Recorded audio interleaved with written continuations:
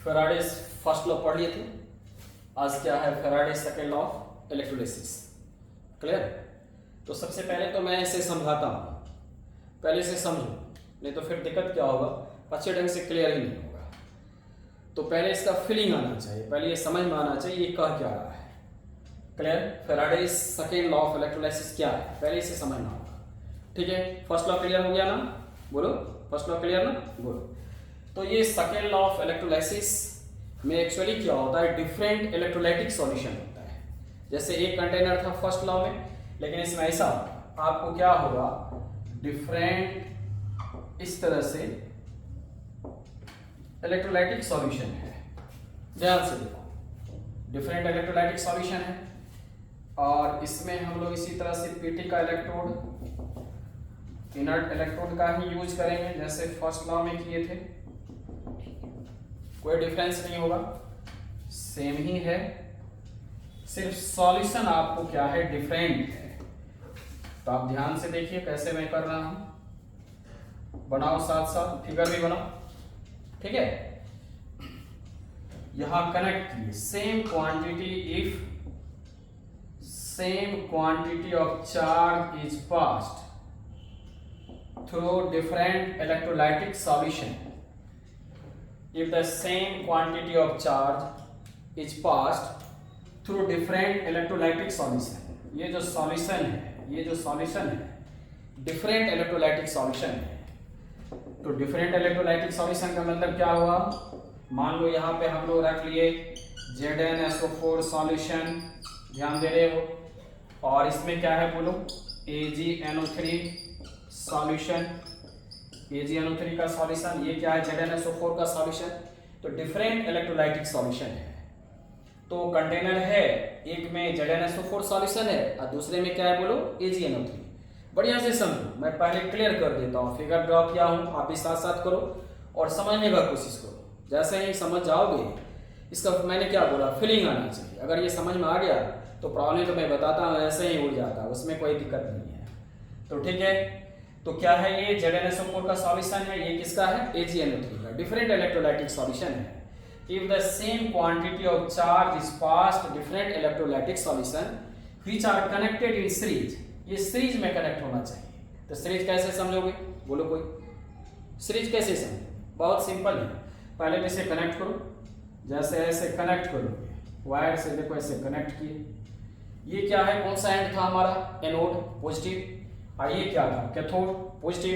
तो निश्चित रूप से ये कौन सा एंड हमारा बनेगा, ये पॉजिटिव है, तो ये क्या होगा बोलो, नेगेटिव, और फिर ये क्या होगा, पॉजिटिव।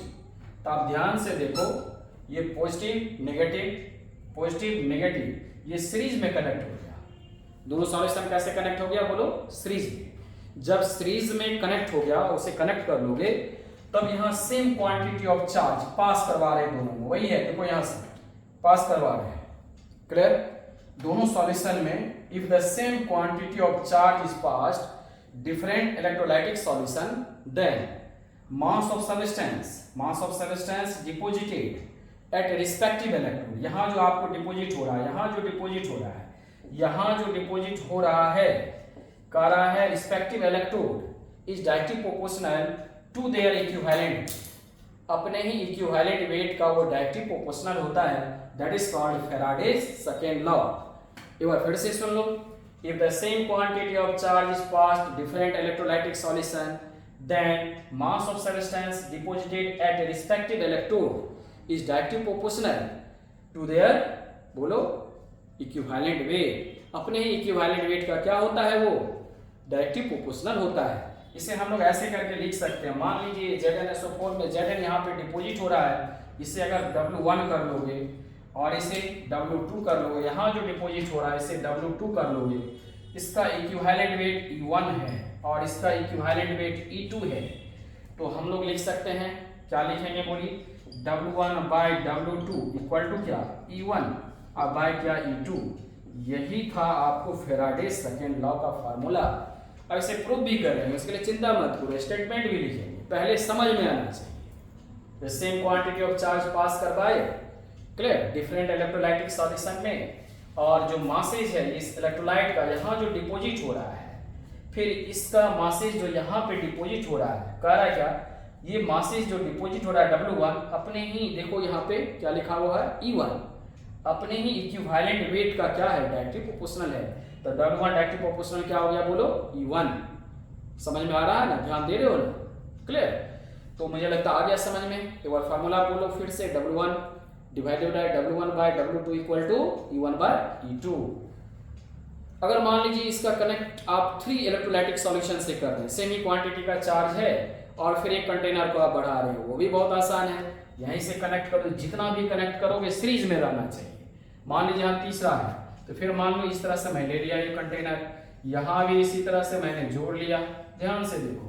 फिर यहाँ भी मैंने इस तरह से डिप किया, क्या है ये, पीटी का इनर्ट इलेक्ट्रोड, पीटी का इनर्ट इलेक्ट्रोड, और ये सॉल्यूशन क्या है, डिफरेंट है। तो मान लेते हैं यहाँ पे क्या लिए, ZnSO4 और दूसरा क्या था, AgNO3। यहाँ बोलिए आप ही लोग, मान लीजिए कॉपर सल्फेट सॉल्यूशन है, ठीक है, ध्यान दे रहे हो, कॉपर सल्फेट सॉल्यूशन है। तो निश्चित रूप से आप इसे सीरीज में कनेक्ट करना है। तो ये वाला एंड जो देख रहे हो, इसको कनेक्ट करो तुम यहां से, राइट, और फिर ये वाला जो है इसको इस तरह से कनेक्ट करो। देखो मैं कैसे कनेक्ट कर रहा हूं, ध्यान दिए। तब हमारा ये प्लस है, ये क्या है, माइनस है, फिर ये प्लस है, ये माइनस है, ये क्या बनेगा, प्लस, क्लियर। ये क्या बनेगा, प्लस, और देखो ये वाला एंड क्या था मेरा, माइनस। ये कैथोड था और ये क्या था हमारा, एनोड। इसके बीच में इस तरह से सीरीज से कनेक्ट हो गया, फॉर्मूला भी चेंज हो जाएगा। यहां जितना डिपॉजिट हो रहा है कैथोड पे, चलो कॉपर का, तो इसका मान लेते हैं हम लोग W3, इक्विवेलेंट वेट क्या होगा, E3। तो फार्मूला क्या इसका लिखा जाएगा, W1 by W2 equal to E1 bye क्या, E2। और करके दूसरा भी फार्मूला लिखा जा सकता है, क्या, W2 bye W3 equal to क्या लिखेंगे, E2 बाय क्या बोलो, E3। अब ध्यान से देखो, कुछ इस तरह से, इतना बाय इतना, W2 इक्वल टू क्या, E1 बाय E2। फिर इस दोनों का रिलेशन देखो, तो W2 देखो, W2 बाय क्या, W3, ठीक है, और W2 है, यहाँ क्या लिखेंगे, E2 बाय क्या, E3।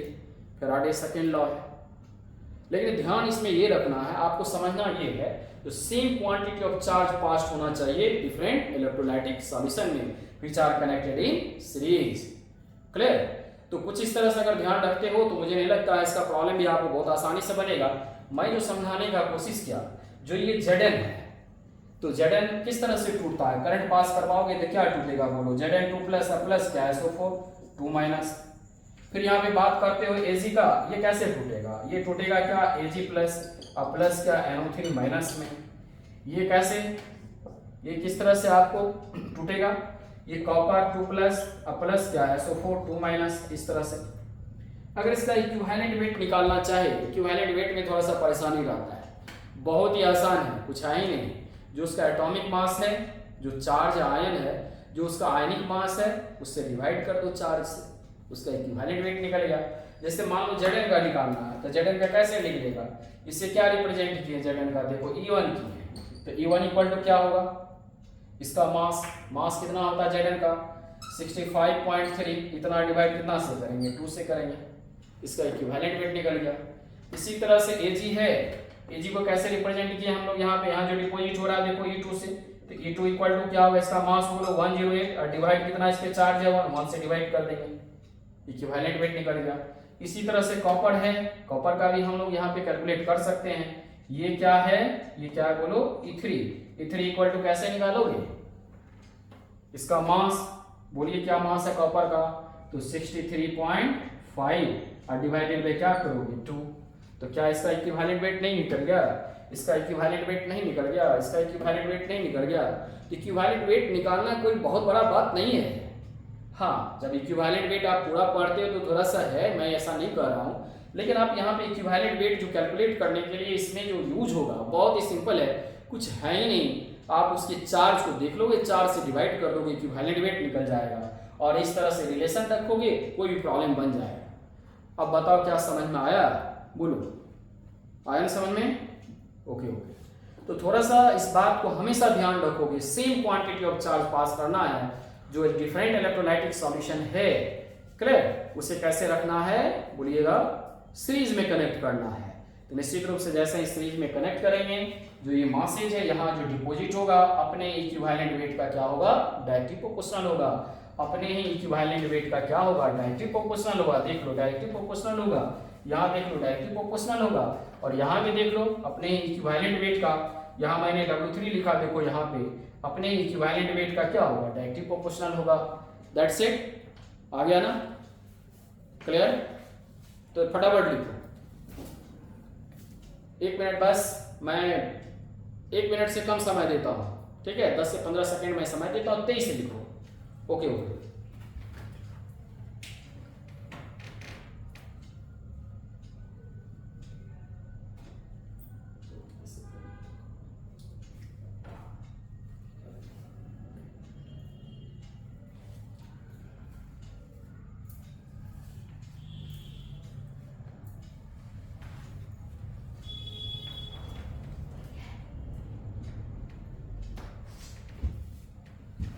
हो गया ना बाबू? बेटा लिखे, हो गया ना? समझ में आया?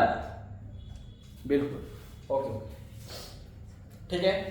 अब इसका मैं स्टेटमेंट लिख देता हूं और प्रॉब्लम करने जा रहे हैं। अगर थोड़ा बहुत नहीं समझ में आया होगा तो स्टेटमेंट लिखूंगा और फिर इसका प्रॉब्लम करेंगे। तो नहीं समझ में आने का कोई बात ही नहीं हुआ। मेरे साथ बोलो, W1/W2 इक्वल टू क्या हो गया, E1/E2।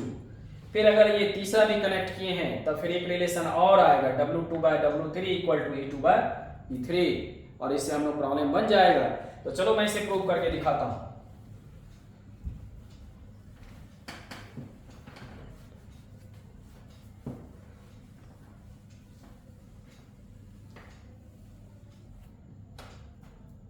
अब ये जो सॉल्यूशन था मैंने जो रखा था, ये सॉल्यूशन था ZnSO4 सॉल्यूशन, ZnSO4 का सॉल्यूशन। ये सॉल्यूशन किसका था, AgNO3 का सॉल्यूशन, ठीक है बाबू। और इसका सॉल्यूशन क्या था बोलो, कॉपर सल्फेट सॉल्यूशन। एक्चुअली ऐसा था ना। इसका स्टेटमेंट लिखना है, तो स्टेटमेंट लिखो। अभी जस्ट मैंने बोला भी कितना बार, क्या लिखेंगे, if same quantity of charge is passed through different electrolytic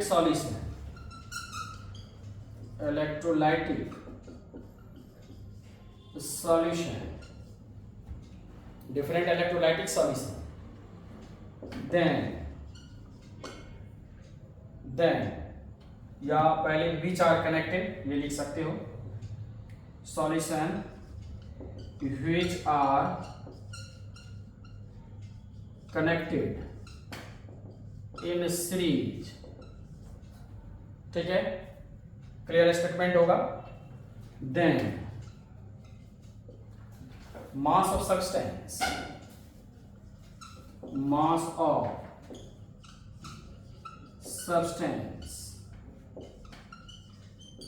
deposited at respective electrode is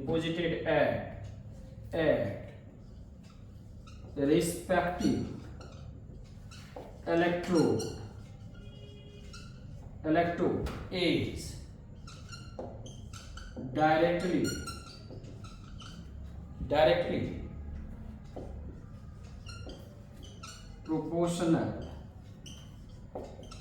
to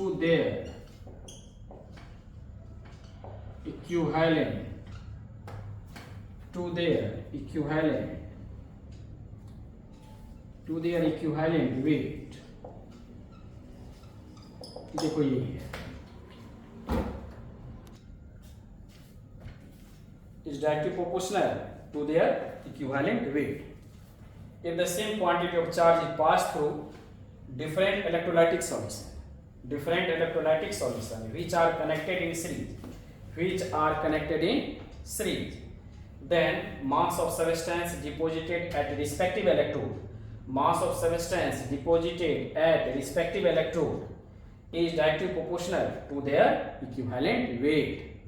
clear? अब इसे दैट इज करके लिख सकते हो, दैट इज करके लिख सकते हो। ये तो हो गया था, लिख लिए थे, इरेज करूं, ओके।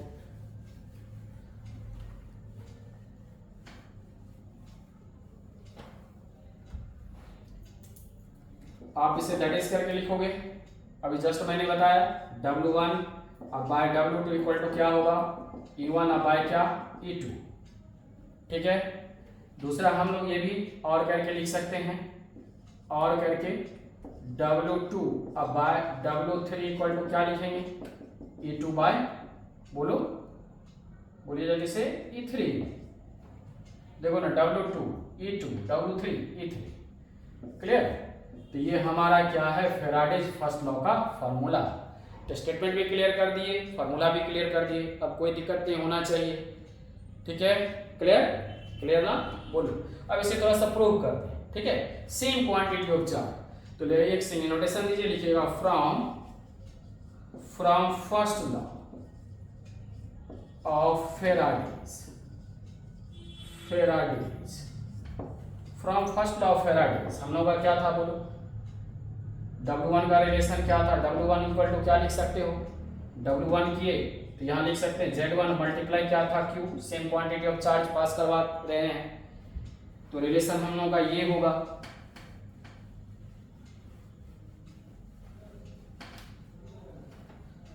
W2 के लिए क्या लिख सकते हैं यहाँ पे, तो W2 इक्वल टू लिख सकते हैं Z2 मल्टीप्लाई Q, क्योंकि क्या है हमारा सेम क्वांटिटी ऑफ चार्ज, यानी Q क्या होगा, सेम होगा। रिलेशन है सेम क्वांटिटी ऑफ चार्ज, समझ पा रहे हो, ये सेम होगा। अभी फिगर बना करके दिखा है, ठीक है, आ गया ना समझ में, ओके ओके। तो निश्चित रूप से अगर इसे मैं इक्वेशन फर्स्ट कर लूं और इसे इक्वेशन सेकेंड कर लूं, तो दोनों को डिवाइड कीजिए रिस्पेक्टिव साइड से।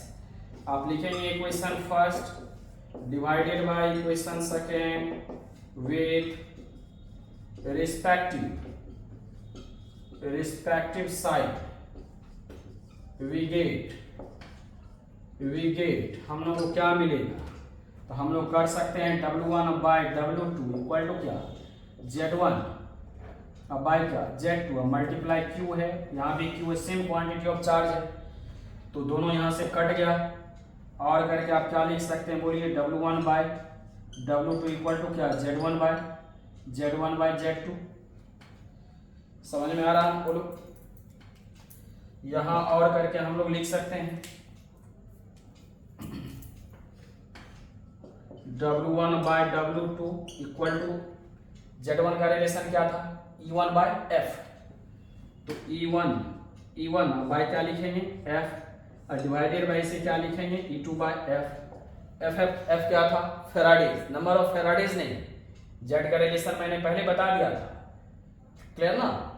तो निश्चित रूप से E1 बाय F और डिवाइडेड बाय क्या है, E2 बाय F, यहां से कट जाएगा, तो रिलेशन देखो क्या आ गया, बोलो, और करके W1 by W2 equal to क्या, E1 बाय E2। तो मुझे नहीं लगता है जो कोई प्रॉब्लम आपको होगा, FF कट गया, ठीक है, आ गया ना समझ में बाबू, बिल्कुल, बहुत अच्छा। निश्चित रूप से क्योंकि फैराडेज फर्स्ट लॉ आपको क्लियर था, वहीं से ये रिलेशन आए, ये W1 किए, इसीलिए Z का क्या नाम है, बोलो, इलेक्ट्रोकेमिकल इक्विवेलेंट, वहीं से रिलेशन लाए, यहाँ भी वहीं से रिलेशन लाए, सेम क्वांटिटी ऑफ चार्ज पास करवाए, दो डिफरेंट जो इलेक्ट्रोलाइटिक सॉल्यूशन था उस दोनों का रिलेशन देखिए। 2 के साथ 3 भी इसी तरह से कर सकते हैं, क्लियर, इसी तरह से रिलेशन लाइएगा, पुट करके आपको फार्मूला आ जाएगा। यदि W2 और W3 का रिलेशन लाएंगे तो यहाँ पे आ जाएगा W2 W3, यहाँ E2 और ये क्या, E3, आ गया ना समझ में, क्लियर। अब इसका हम लोग प्रॉब्लम देखेंगे, राइट। तो चलो इसका मैं एक प्रॉब्लम करता हूं, जो थोड़ा बहुत अगर समझ में नहीं आया तो भी तुमको समझ में आ जाएगा। जस्ट मैं एक प्रॉब्लम कर, मैं एक प्रॉब्लम लिख रहा हूं, ओके, चलो लिखो तुम लोग, ठीक है ना। तो इस प्रॉब्लम को देख लो, ठीक है ना, इस प्रॉब्लम को देख लो, ठीक है, एनसीईआरटी का है और क्लियर हो जाएगा, अच्छे ढंग से आ जाएगा। तो क्या लिखा हुआ प्रॉब्लम में, प्रॉब्लम नोट करो फटाफट। 3 electrolytic cell A, B and C connecting electrolytes A, B, C, electrolytic cell A, B and C containing electrolytes ZnSO4, AgNO3 and copper sulfate. 3 है आपको सेल, तो पहले तो 3 बना लो इस तरह से, देखो ना 1, ये हो गया तुम्हारा 2 और ये क्या हो गया 3, ठीक है, इस तरह से बना लेंगे। सीरीज में कनेक्ट करने के लिए मैंने सिखाया, इस तरह से आप सीरीज में कनेक्ट करोगे।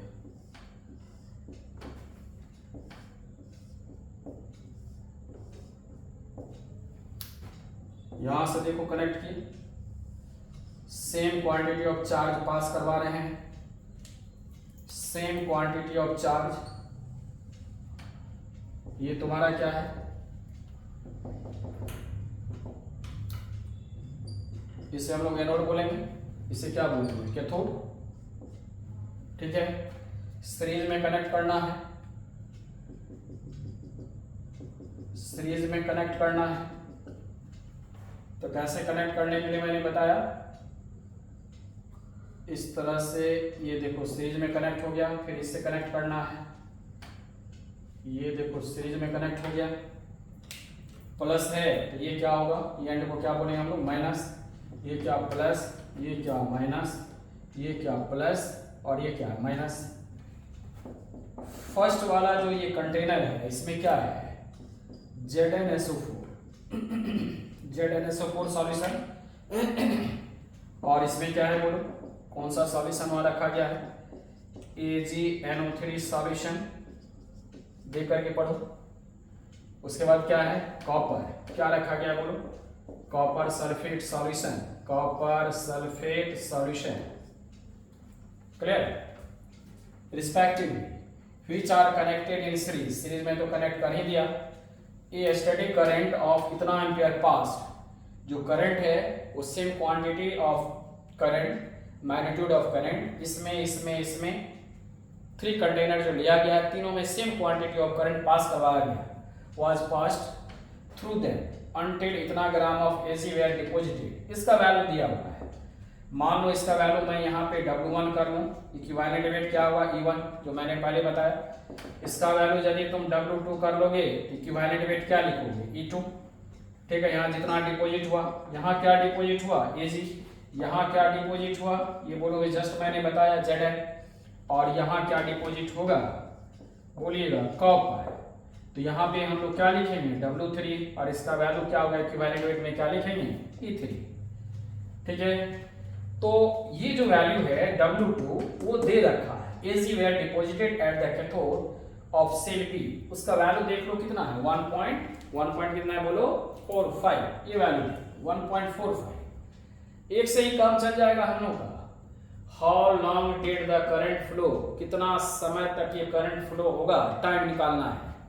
तो पहले तो इसमें टाइम हम लोग को कैलकुलेट करना है। What mass of copper and Zn deposited, कह रहा है कॉपर तुम्हारा कहाँ है, ये कॉपर वाला है, तो कितना यहाँ कॉपर डिपॉजिट हुआ, कितना मास, और कितना मास यहाँ पे Zn डिपॉजिट हुआ, ये कैलकुलेट करने के लिए कह रहा है। तो मुझे लगता है प्रॉब्लम समझ में आ गया होगा, आ गया ना समझ में, बिल्कुल। तो बहुत ही आसान है, बन जाएगा, यस कोई बात नहीं, बन जाएगा, मैं भी बना देता हूँ, देख लो कैसे बनेगा। बहुत ही आसानी से हम लोग बना लेंगे, जो फार्मूला दिए आप यहाँ पे देखो, क्या कैलकुलेट करने के लिए कॉपर का है, कॉपर का मास, तो कॉपर का मास यहाँ पे क्या है W3, और जो दिया हुआ है उसका मास क्या है बोलिए, Ag का क्या है W2, तो रिलेशन हम लोग ये लिखेंगे फर्स्ट में W2 अब बाय क्या W3 इक्वल टू क्या लिखा जाएगा बोलो E2 अब बाय क्या E3, क्लियर है, आ गया समझ में। अब W2 ये हमारा दिया हुआ है, इसका मास और करके लिखेंगे W, देखो कितना आसान फार्मूला यूज किया, फर्स्ट में W3 निकालना, कैलकुलेट करना, कॉपर कर रहा है, इसका मास कितना डिपॉजिट होगा इस पे, इस कैथोड पे, तो रिलेशन लिखे W2 का वैल्यू क्या दिया हुआ है यहाँ से देखो 1.45 ग्राम, ठीक है, और W3 तो आपको निकालना है, E2 क्या है Ag है, Ag का इक्विवेलेंट वेट अभी जस्ट मैंने सिखाया 108 और डिवाइडेड बाय क्या करोगे 1, चार्ज 1 होता है 1 से डिवाइड करोगे, फिर यहाँ मैं लिखूंगा एक्चुअली ये कॉपर का E3, तो कॉपर का बोलो इक्विवेलेंट वेट अभी जस्ट मैंने बताया, क्या लिखोगे? कॉपर का मास बोलो 63.5 और डिवाइडेड बाय क्या 2। क्लियर? तो क्या ये W3 नहीं निकल जाएगा? और करके लिखो यहाँ 1.45 ग्राम। तुम लोग भी कैलकुलेट करो, मैं भी कैलकुलेट कर रहा हूँ। W3 इक्वल टू 108 और डिवाइडेड बाय, यहाँ से डिवाइड करो इससे, तो कितना होगा? इतना हो गया। और करके आप W3 निकाल सकते हो। W3 इक्वल टू क्या हो जाएगा? 1.45 ग्राम, अब मल्टीप्लाई 31.75 और डिवाइडेड बाय 108। आप कैलकुलेट कर लो, देखो कितना आएगा। एक्चुअली कॉपर का मास था वहां पे, तो कॉपर का मास हम लोग जो निकालेंगे तो कितना आएगा? कैलकुलेट करो, मैं भी कैलकुलेट करता हूँ, मैं आंसर लिख देता हूँ। क्लियर? कैलकुलेट कर लोगे तो कितना आ गया? 0.426 ग्राम, इतना ग्राम आएगा। कितना आएगा? 0.4426 ग्राम। आ गया समझ में? कैलकुलेट कर लो, देखो कितना आसान था। अब हम लोग को क्या निकालना? अब हम लोग को ये निकालना कॉपर, तो फिर क्या लिखोगे? W1 by W2 equal to E1, अब बाय क्या लिखोगे? E2। फिर W1 कैलकुलेट करना है, तो W1 और W2 का वैल्यू यहाँ दिया है 1 पॉइंट कितना है देखो 45 ग्राम, इतना ग्राम इक्वल टू E1 का वैल्यू। E1 कितना होगा? W1 तुम्हारा ये है, ये क्या था? Zn का मास बोलो 65.3 और डिवाइडेड बाय क्या लिखेंगे? 2, जो ऑलरेडी बता दिए हैं, ऑलरेडी तुम लोगों को बता दिए हैं। आया समझ में? उसके बाद E2 किसका होगा? बोलिए Ag का, तो क्या लिखेंगे? 108 और डिवाइडेड बाय 1। कैलकुलेट करो और करके, तो W1 divided by 1.45 gram equal to 60, इसे डिवाइड करो 3 हुआ, ठीक है, इतना हो जाएगा। और डिवाइड क्या 108 हुआ। आप यहाँ से W1 का वैल्यू लाओगे तो W1 इक्वल टू क्या लिखोगे? 32.65 मल्टीप्लाई 1.45 और डिवाइडेड बाय कितना से करोगे बोलो? 108। तो आ जाएगा कितना? लगभग इसी के आसपास आता है, तो 0.438 ग्राम। चेक कर। तो फर्स्ट जो हम लोग का था, ये कितना मास कॉपर और Zn डिपॉजिट होगा, ये किसका है? ये है Zn का। ये किसका है? मास ऑफ किसका है बोलो? Zn। ठीक है, W1 Zn हम लोग यहाँ पे रखे थे, ZnS। और ये जो हम लोग कैलकुलेट किए थे, ये किसका था? बोलिए मास ऑफ किसका था? कॉपर। तो क्या क्लियर हुआ? आया समझ में? क्लियर? अब हम लोग क्या निकाले? इसमें दो प्रॉब्लम था। How long did the current flow, कितना समय तक करंट को फ्लो करवाना होगा, टाइम कैलकुलेट करना होगा। तो फार्मूला का यूज करके पहले तो तुम सीखे बहुत अच्छे से। क्लियर? बहुत बढ़िया से। आज के बाद कभी प्रॉब्लम नहीं होना है। किसका? Faraday second law. Formula use करो, put the formula, get the result. थोड़ा सा इक्विवेलेंट वेट तुमको दिक्कत कर रहा होगा। मान लो इक्विवेलेंट वेट तुमको निकालना है, तो मैं क्या कर रहा हूँ, अभी जो इक्विवेलेंट वेट का जरूरत है बहुत ही सिंपल है। करंट फ्लो करने से जितना चार्ज डेवलप हो रहा है इलेक्ट्रोलाइट पे, मेटल पे, जो आपको डिपॉजिट हो रहा है, उस चार्ज से आप डिवाइड कर दीजिए उसके एटॉमिक मास में। क्लियर? जितना मास है उससे 4 से आप डिवाइड कर दीजिए, इक्विवेलेंट वेट निकल जाएगा। तो कहीं कोई परेशानी नहीं है। ठीक है, फिर इक्विवेलेंट वेट और मैं सिखाऊंगा, वो अलग मैटर है, पहले भी सिखाया हूँ, पहले भी बहुत इसका क्लास हुआ है, इसके लिए कोई प्रॉब्लम नहीं है। लेकिन फिर भी मान लीजिए अभी कोई दिक्कत हो रहा है तो आप ऐसे कर लेंगे। राइट? तो फटाफट इसे नोट करो। अब इसमें क्या बताना? How long did the current flow, कितना समय तक करंट आपको फ्लो करेगा, निकाल लोगे, हो जाएगा। तुम लोग से मैं भी दिखा देता हूँ, कॉन्फिडेंस आ जाएगा। क्लियर? तो जल्दी करो। ओके, हो जाएगा ना? 1 मिनट का समय मैं दे रहा हूँ, जल्दी से नोट करो। हो गया? अब क्या निकालना है? टाइम। तो टाइम इक्वल टू व्हाट? कैसे निकालना? बोल देते तुम लोग, करो। इसका वैल्यू दिया हुआ है, एजी का दिया था कितना? 1.45। तो हम लोग इससे निकाल सकते हैं। या इससे भी निकाल सकते हैं, सबका वैल्यू आ गया है तो किसी से निकाल सकते हो। चलो इसका प्रॉब्लम में दिया हुआ है, इसी से मैं निकालता हूँ। तो W2 क्या है, क्या लिखोगे, W2 इक्वल टू, यहाँ वर्ड क्या लिखोगे, फर्स्ट लॉ से हम लोग टाइम का रिलेशन देखते हैं। तो W2 इक्वल टू क्या आ जाएगा, W2 इक्वल टू क्या लिखेंगे हम लोग, बोलो जल्दी से बोलिए, E2 बाई क्या लिखोगे, F, अब मल्टीप्लाई क्या था हम लोग का, Q, ये फर्स्ट लॉ से, फ्रॉम फर्स्ट लॉ से, उसी के रिलेशन से हम लोग का कैलकुलेशन हो जाएगा। तो W2 इक्वल टू क्या हो गया, E2 लिख सकते हैं, E2 और डिवाइडेड बाई क्या, F, और मल्टीप्लाई Q की जगह क्या रखेंगे, Q इक्वल टू क्या रखेंगे, बोलो I, और मल्टीप्लाई क्या, T, टाइम कैलकुलेट हो जाएगा। W2 का वैल्यू कितना है, और करके W2 का वैल्यू बोलो 1.45 ग्राम और डिवाइडेड बाई E2, तो 108 डिवाइडेड बाई 1 पहले बता चुका हूँ। सिल्वर का कितना हुआ equivalent weight, divided by Faraday कितना 96500, आई का वैल्यू क्या दिया हुआ है यहाँ से देखो 1.50, तो 1.50 और मल्टीप्लाई क्या T, तो क्या टाइम का कैलकुलेशन नहीं हो जाएगा, हो जाएगा ना, क्लियर। मैं भी कर देता हूँ, 1.45 मल्टीप्लाई 96500 और डिवाइडेड बाई कितना होगा 108 और नीचे भी 1.50 इक्वल टू क्या टाइम, तो टाइम इक्वल टू निकालो, देखो कितना होगा, मुझे लगता है 863 या 0.7 सेकेंड होगा, कैलकुलेट करके देख लो। इतना टाइम अगर पास करवाया जाए इतना ही आएगा, कैलकुलेशन करके देख लेना, आ गया है, गुड। तो ये जो सेकेंड हम लोग का आ रहा है, इतना सेकेंड अगर हम लोग पास करवाते हैं तो निश्चित रूप से यहाँ पे डिपॉजिट होगा कितना 1.45 ग्राम, और जेडन में हम लोग कितना लाए थे, जेडन में कितना डिपॉजिट हो रहा था बोलो 0.4, जल्दी बोलिए 0.4, जेडन में कितना आया था 0.438 ग्राम, और कॉपर में कितना आया था, यहाँ कितना डिपॉजिट हुआ था 0.426 ग्राम। तो इस तरह से कैलकुलेशन हो जाएगा। ऐसे ये रिलेशन नहीं लेकर के आपका मन है इसका इस रिलेशन से कैलकुलेट करें तो भी आ जाएगा, इस रिलेशन से कैलकुलेट करें तो भी आ जाएगा, सबका मास आ चुका है तो कहीं प्रॉब्लम नहीं होगा। जिससे भी आपको करना है कैलकुलेशन, फर्स्ट लॉ यूज करके टाइम निकाल सकते हो, जो कितना समय तक इसमें करंट फ्लो करवाया गया, डिफरेंट इलेक्ट्रोलाइटिक सॉल्यूशन। तो मुझे नहीं लगता है जो कोई प्रॉब्लम होना चाहिए। प्रॉब्लम किए जानबूझ करके ऐसा प्रॉब्लम किए जिसमें आपको क्या हो 3 इलेक्ट्रोलाइट्स हो, 2 नहीं 3 हो, क्लियर। तो 4 भी होगा तो भी आप कैलकुलेट कर लोगे, मुझे नहीं लगता जैसा कुछ प्रॉब्लम आपको होने वाला। अगर थोड़ा बहुत प्रॉब्लम हुआ तो उसे फिर से मैं सॉर्ट आउट कर दूंगा, क्लियर।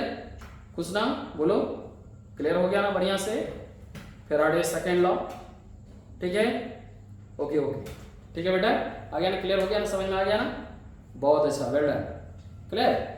चलो फिर मिलते हैं नेक्स्ट क्लास में, ओके।